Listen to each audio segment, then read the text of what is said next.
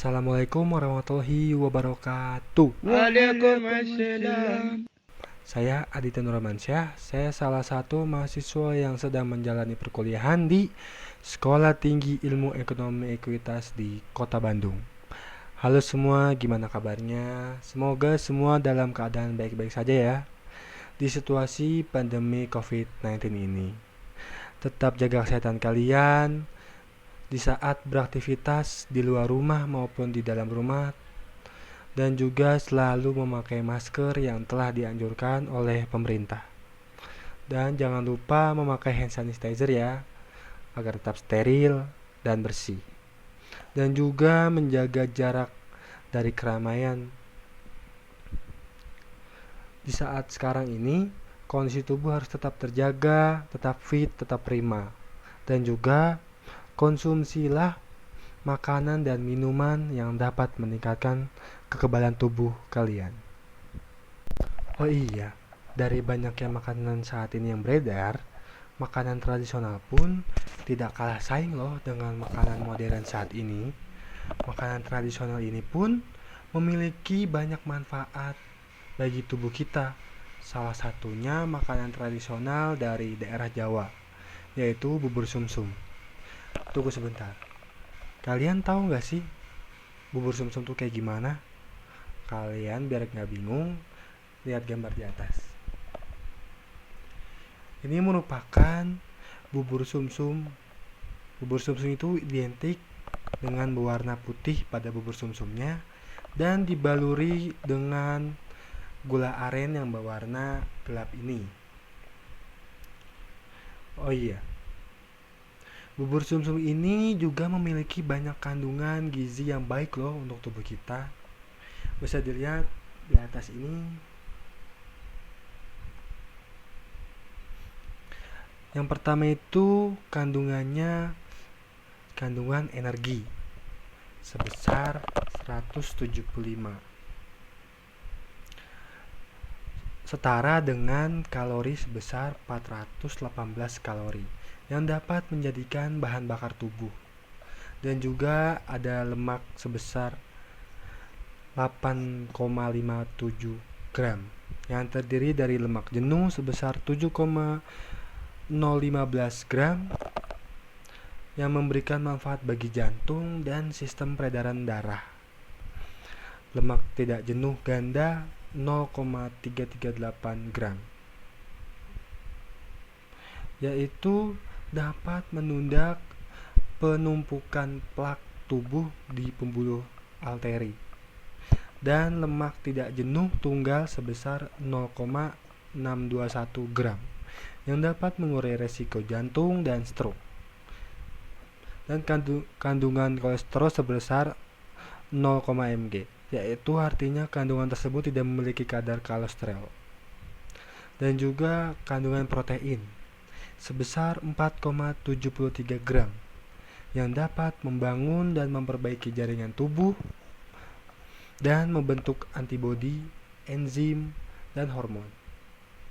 Kandungan karbohidrat sebesar 81,1 gram yang terdiri dari serat sebesar 2,3 gram yang dapat membantu kesehatan sistem pencernaan usus, dan juga gula sebesar 26,69 gram yang dapat menjadi sumber energi dan menghemat cadangan protein.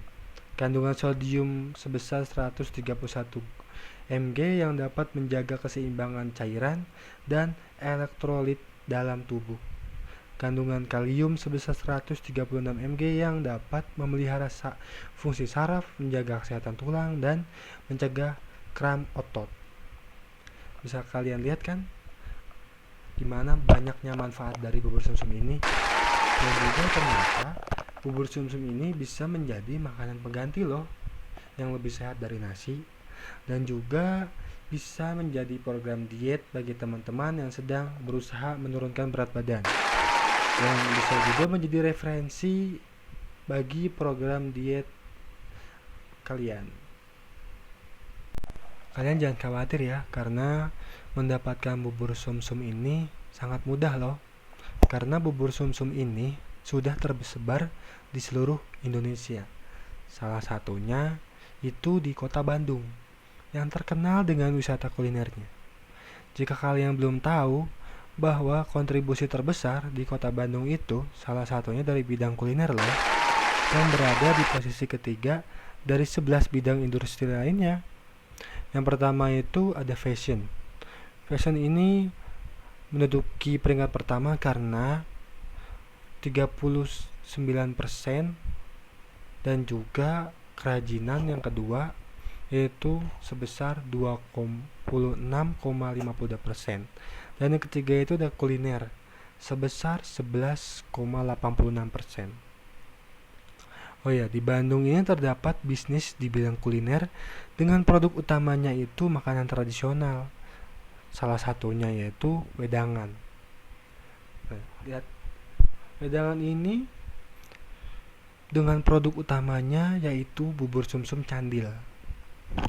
Tidak kalah menarik dengan makanan modern saat ini, khususnya bubur sumsum candil ini diberi inovasi yang menarik tanpa menghilangkan kultur budaya dari makanan itu sendiri loh, yaitu memberikan warna-warni yang menarik dari bubur sumsum tersebut.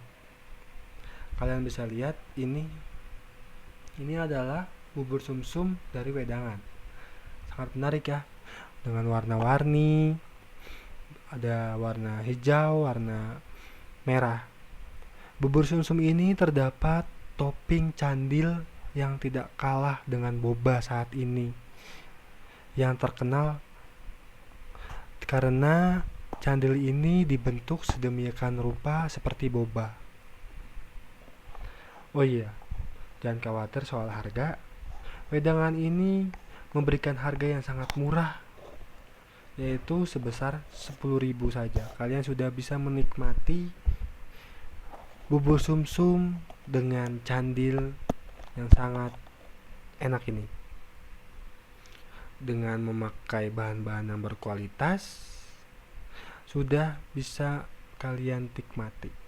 Saat ini bisnis wedangan masih terbilang cukup baru loh, karena berdiri kurang lebih 1 tahun berjalan. Ini adalah logo dari bisnis wedangan yang banyak memiliki arti. Bisa dilihat dari motif batik dari wedangan ini menunjukkan desain dari Jawa, dan berarti produk wedangan ini merupakan makanan dan minuman tradisional dari Jawa.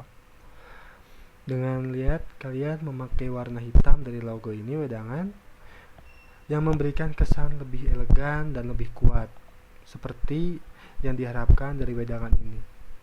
Sedangkan dari warna putih ini memberikan kesan lebih sederhana daripada wedangan ini. Dari arti logo wedangan ini kita bisa lihat dari artinya bahwa wedangan ini merupakan bisnis makanan tradisional dari Jawa yang terlihat elegan seperti modern, akan tetapi tetap terlihat sederhana seperti kultur dan budaya tradisional dari Jawa. Cara buat bubur sumsum ini ternyata cukup mudah loh. Yang pertama, kalian harus siapkan terlebih dahulu bahan-bahan yang akan digunakan nanti. Yang pertama itu ada bahan bubur sumsumnya. Ada tepung beras 100 gram, santan 650 ml, garam 1 sendok teh, daun pandan 6 lembar, pewarna makanan.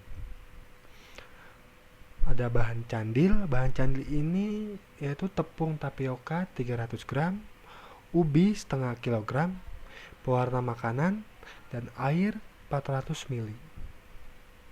Untuk bahan kuahnya ini ada gula merah sebesar 250 gram, air panas 300 ml, dan santan 100 ml. Untuk cara pembuatan bubur sumsumnya ini yaitu pertama kalian siapkan santan sebanyak 650 ml, kemudian bagi di 2 gelas. Selanjutnya rebus 1 gelas santan dengan api kecil, lalu terus aduk agar santan tidak pecah. Ambilkan 1 gelas santan, kemudian tuangkan secara perlahan pada tepung beras agar terus aduk jangan sampai menggumpal. Tambahkan 1 sendok garam, lalu masukkan adonan ke dalam santan yang sedang direbus. Aduk lagi hingga tercampur rata. Jangan sampai ada yang menggumpal. Lalu ketika sudah tercampur, matikan apinya. Lalu cara pembuatan candil ini, pertama siapkan wadah, lalu haluskan ubinya terlebih dahulu. Ketika sudah halus, masukkan tepung tapioka, tuang santan sedikit demi sedikit sembari diaduk hingga adonan mengeras. Bentuk adonan sebesar bola kelereng seperti boba. Lalu rebus air, tunggu hingga mendidih. Lalu masukkan candil ke dalam air mendidih itu. Tunggu hingga mengapung, tiriskan, kemudian rendam lagi dengan air matang. Lalu selanjutnya cara membuat kuahnya, yaitu pertama rebus 400 ml air dengan gula merah, aduk hingga merata. Ketika sudah rata, angkat dan lalu saring. Begitu kan? Lebih mudah. Karena bisnis wedangan ini masih terbilang cukup baru, maka dari itu diperlukan pengembangan-pengembangan yang dapat memberikan kemajuan bagi bisnis wedangan ini. Wedangan ini melakukan pengembangan dengan metode aspek manajemen. Jika kalian belum tahu, yuk kita sama-sama simak penjelasan dari aspek manajemen ini. Check it out. Aspek manajemen. Menurut Avandi, manajemen itu adalah bekerja dengan orang-orang yang mencapai tujuan organisasi dengan pelaksanaan fungsi perencanaan, pengorganisasian, penyusunan personalia atau kepegawaian, pengarahan dan kepemimpinan, dan pengawasan. Jadi manajemen itu suatu proses khas yang terdiri dari tindakan perencanaan, pengorganisasian, pergerakan, dan pengendalian yang dilakukan untuk menentukan serta mencapai sasaran-sasaran yang telah ditentukan melalui pemanfaatan sumber daya manusia dan sumber-sumber lainnya. Nah, di aspek manajemen ini ada berbagai elemen, yaitu ada manajemen keuangan, manajemen pemasaran, manajemen operasional, dan manajemen sumber daya manusia. Pertama-tama saya akan jelaskan dulu dari manajemen keuangan. Menurut Mustafa, manajemen keuangan adalah tentang beberapa keputusan yang harus dilakukan, yaitu keputusan investasi, keputusan pendanaan atau keputusan pemenuhan kebutuhan dana, dan keputusan kebijakan dividen. Dan di manajemen keuangan ini ada beberapa teori yang saya ambil, yaitu metode net present value atau NPV. Bisa dilihat, ini adalah rumus dari NPV tersebut. Untuk mengetahui penerimaan dan pengeluaran dari investasi sekarang ke investasi masa depan. Yang kedua ada metode profitabilitas index atau PI. Metode ini untuk menghitungkan perbandingan antara nilai sekarang dan pengeluaran kas bersih di masa yang akan datang. Ya, bisa dilihat itu adalah rumusnya. Ya, kita lanjut ke manajemen pemasaran. Manajemen pemasaran itu menurut Kotler dan Armstrong, manajemen pemasaran ialah suatu upaya manusia untuk mencapai hasil pertukaran yang diinginkan dan membangun hubungan yang erat dengan konsumen dengan cara menguntungkan bagi perusahaan. Nah, dari manajemen pemasaran ini, teori yang saya ambil yaitu STP. STP itu segmenting, targeting, dan positioning. Nah, kita persingkat, kalau segmenting itu menurut Kotler dan Keller, segmentasi pasar adalah sebagai proses pengelompokan pasar keseluruhan yang heterogen menjadi kelompok-kelompok atau segmen-segmen yang memiliki kesamaan dalam hal kebutuhan, keinginan, perilaku, dan respon terhadap program pemasaran spesifik. Selanjutnya ada targeting. Targeting ini menurut Kotler proses mengevaluasi dan memilih salah satu atau beberapa segmen pasar yang dinilai paling menarik untuk dilayani dengan program pemasaran spesifik perusahaan. Selanjutnya ada positioning. Menurut Kotler dan Keller, cara produk, merek, atau perusahaan dipersepsikan secara relatif dibandingkan dengan produk, merek, atau perusahaan pesaing oleh pelanggan saat ini maupun calon pelanggan. Bauran pemasaran. Bauran pemasaran itu manajemen pemasaran mengenal 4 strategi pemasaran yang umum disebut bauran pemasaran barang menjadi 4P, yaitu ada product, price, place, dan promotion. Sedangkan pemasaran jasa memiliki beberapa alat pemasaran tambahan seperti people, physical evidence, dan proses, sehingga dikenal dengan 7P. Selanjutnya saya akan menjelaskan manajemen operasional. Menurut Stephenson, manajemen operasional adalah sistem atau proses manajemen yang menciptakan suatu barang maupun jasa. Jadi dari manajemen operasional ini, teori yang saya ambil yaitu layout atau tata letak. Layout atau tata letak ini merupakan suatu keputusan penting yang dapat menentukan efisiensi sebuah operasi jangka panjang menurut Heiser dan Render. Selanjutnya dari manajemen sumber daya manusia. Manajemen sumber daya manusia adalah aset penting dalam perusahaan yang berperan sebagai faktor penggerak utama dalam pelaksanaan seluruh kegiatan atau aktivitas perusahaan, sehingga harus dikelola dengan baik. Menurut Dassler 2015, manajemen sumber daya manusia adalah proses untuk memperoleh, melatih, dan menilai serta mengompensasi para karyawan dan mengurus relasi tenaga kerja, kesehatan, dan keselamatan, serta hal-hal yang berhubungan dengan tenaga kerja. Di sumber daya manusia ini, saya mengambil teori perekrutan, penempatan, dan manajemen bakat. Inti dari manajemen sumber daya manusia yaitu perekrutan, seleksi, pelatihan, penilaian, perencanaan karir, dan kompetisi.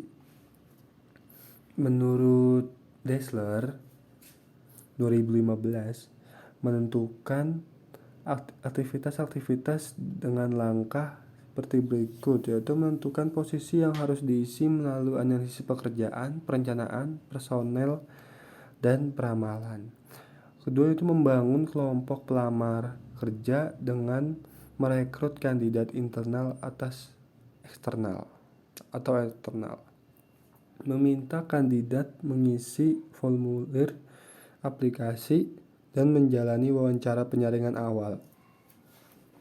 Yang selanjutnya menggunakan alat seleksi seperti tes, wawancara, pemeriksaan latar belakang, dan ujian fisik untuk mengidentifikasikan kandidat.